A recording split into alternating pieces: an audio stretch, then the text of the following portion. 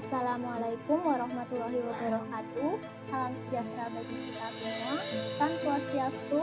Pada video kali ini akan membahas mengenai aksi nyata topik 2 mata kuliah pembelajaran sosial emosional, cara membuat modul pelajaran yang terintegrasi dengan kompetensi sosial emosional atau SEL.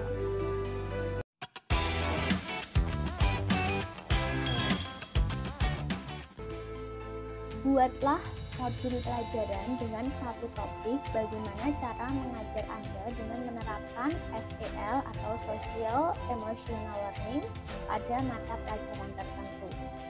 Nah, jadi di sini teman-teman silahkan memilih satu topik pada mata pelajaran yang akan kalian ampu untuk dibuat sebuah modul pelajaran. Ya, sebelumnya ini coba saya tampilkan terlebih dahulu modul pembelajaran yang telah saya buat. Di sini saya memilih materi pembelajaran tentang otoritas jasa keuangan, mata pelajaran ekonomi kelas 10 dengan menggunakan kurikulum Merdeka.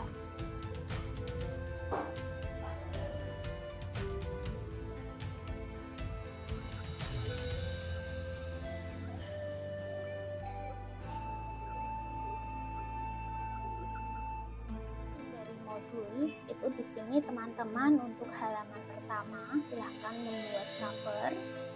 Kemudian halaman kedua adalah identitas pemilik modul. Kemudian halaman ketiga petunjuk penggunaan modul, diikuti kata pengantar dan kemudian daftar isi. Oke, kita coba tunjukkan untuk halaman covernya terlebih dahulu. Ya, di sini ada cover. Jadi unsur yang ada adalah topik atau materi yang teman-teman pilih. Di sini saya memilih materi otoritas jasa keuangan kelas 10 semester 2. Jangan lupa untuk bagian cover ini teman-teman juga menuliskan identitas penyusun atau nama teman-teman. Setelah itu halaman kedua identitas pemilik modul. Ini nanti akan diisi oleh peserta didik kita yang terdiri dari nama, kelas, nomor absen, dan sekolah. Kemudian ada petunjuk penggunaan modul. Di sini bagaimana cara peserta didik maupun guru dalam menggunakan modul pembelajaran yang teman-teman buat. Kemudian kata pengantar.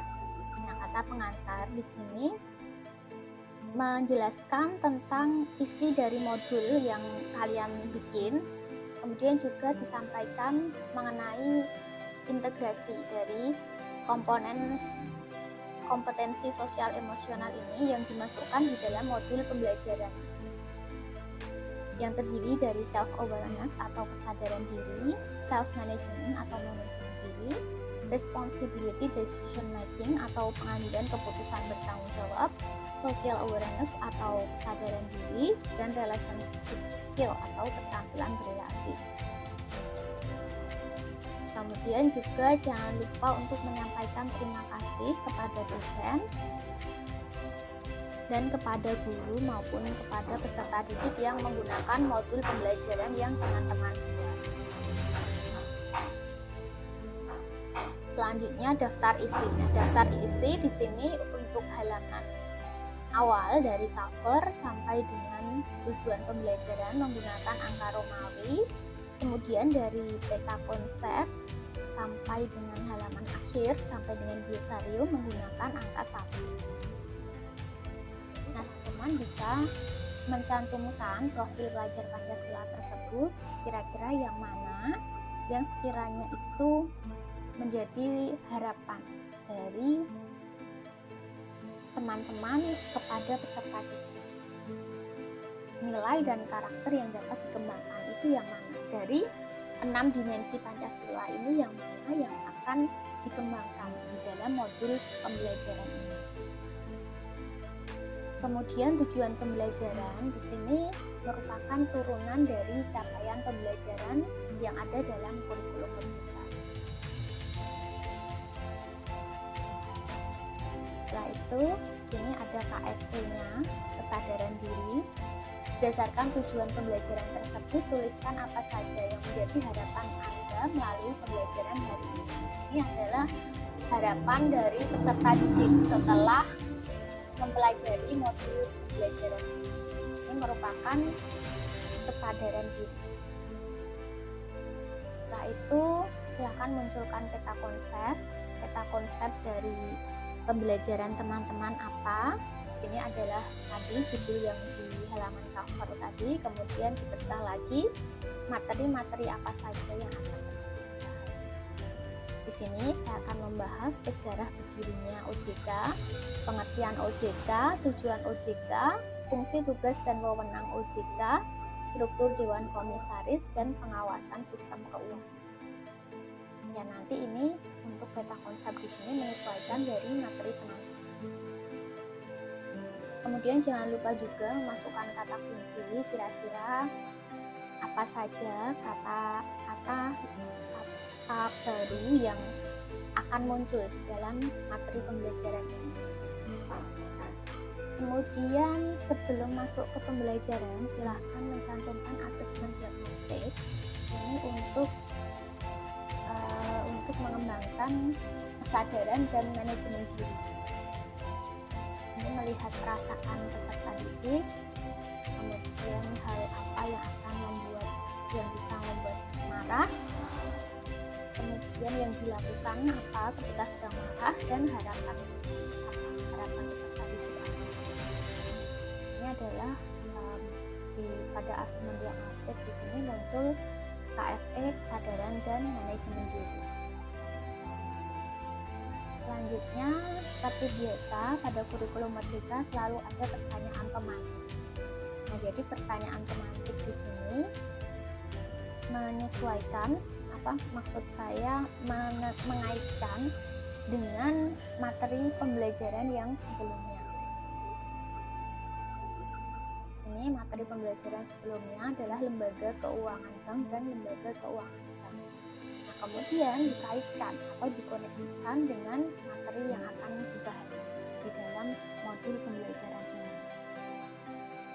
Nah, di samping itu, pertanyaan pemantik ini juga berfungsi untuk menggugah rasa keingintahuan peserta didik. Ini ada kompetensi manajemen diri. Kemudian setelah pertanyaan pemantik, di sini materi biasa tadi. Ini materi di sini harus sesuai dengan yang di peta konsep. Jadi di peta konsep di sini terdiri dari sejarah, pengertian, tujuan, dan seterusnya. Kemudian di materi ini juga sama. Ada bagian A, ini sejarah berdirinya OJK, kemudian B, pengertian OJK, tujuan OJK, di sini dan seterusnya. Ini materi-materi. Nah, kalau bisa teman-teman untuk materinya di sini jangan terlalu panjang dan bertele-tele, jadi cukup secukupnya saja. Dan setelah materi, di sini kita munculkan rangkuman. Nah, jadi rangkuman di sini berfungsi untuk membuatkan rangkuman dalam yang lebih singkat, membuat catatan yang lebih singkat, rangkuman dari materi-materi yang tadi. Ini saya membuatkan 1, 2, 3, 4, 5, 6 kalimat untuk bagian rangkuman. Nah, setelah rangkuman kita akan membuat asesmen formatif. Nah, pada asesmen formatif ini nanti akan muncul KSE, kesadaran dan manajemen diri. Nah, untuk asesmen formatif di sini saya memilih aktivitas mandiri dan aktivitas kelompok. Untuk aktivitas mandiri di sini peserta didik menjawab beberapa pertanyaan esai.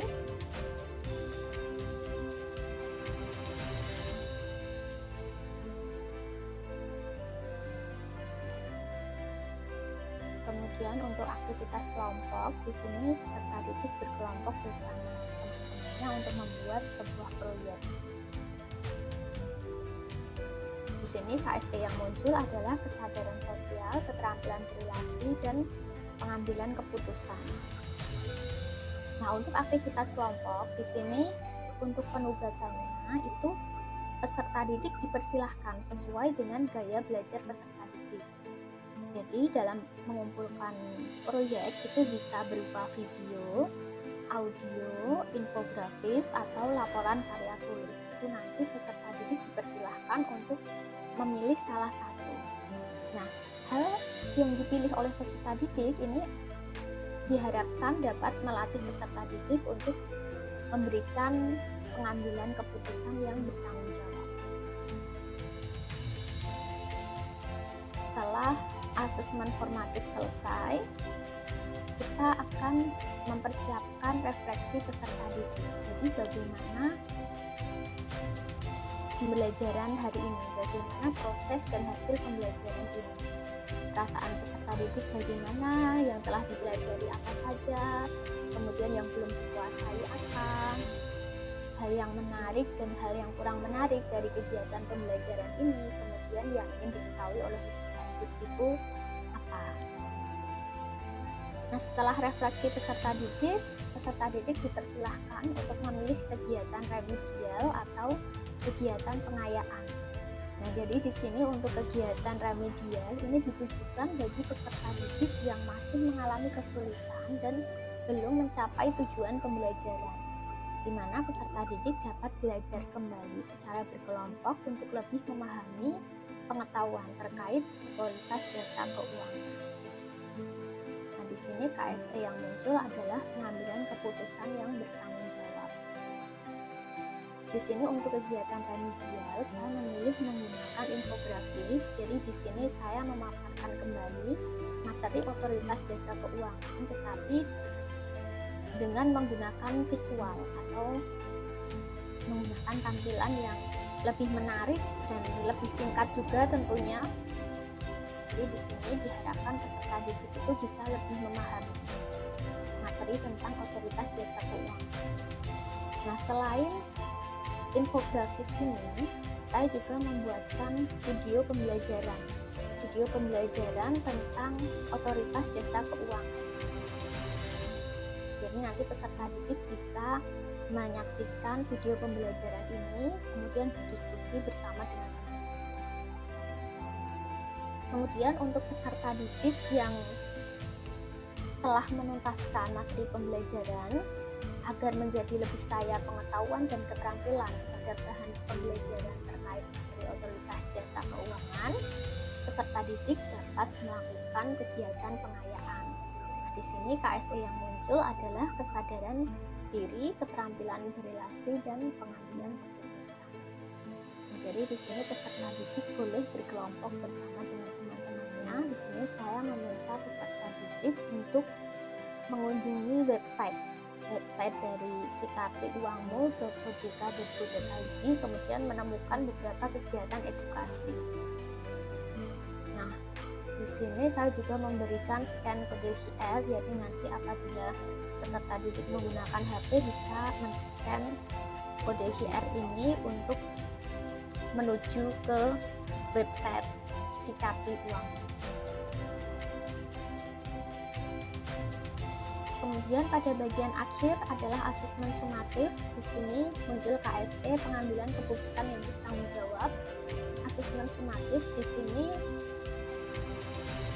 saya menggunakan pilihan ganda sebanyak 10 soal. Ini untuk menguji kemampuan kognitif peserta didik.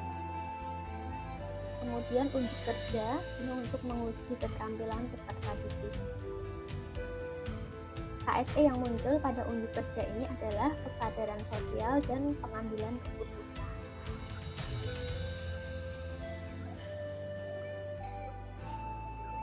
Kemudian setelah asesmen sumatif, kita buat rubrik penilaian. Jadi di sini untuk pilihan ganda nomor 1 sampai 10 bobot soal 10 dengan skor maksimal 100. Kemudian untuk unjuk kerja di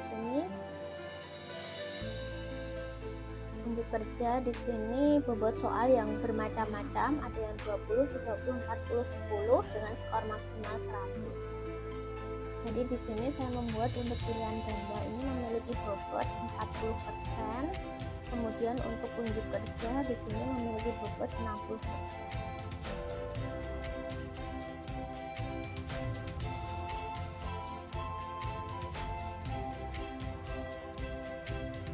Kemudian bagian daftar pustaka. Daftar pustaka di sini silahkan teman-teman cantumkan dari mana saja sumber yang teman-teman gunakan, bisa dari buku elektronik, undang-undang maupun website. Pada halaman terakhir teman-teman bisa membuatkan glosarium, yaitu daftar kata alfabetis disertai dengan definisi dari istilah-istilah.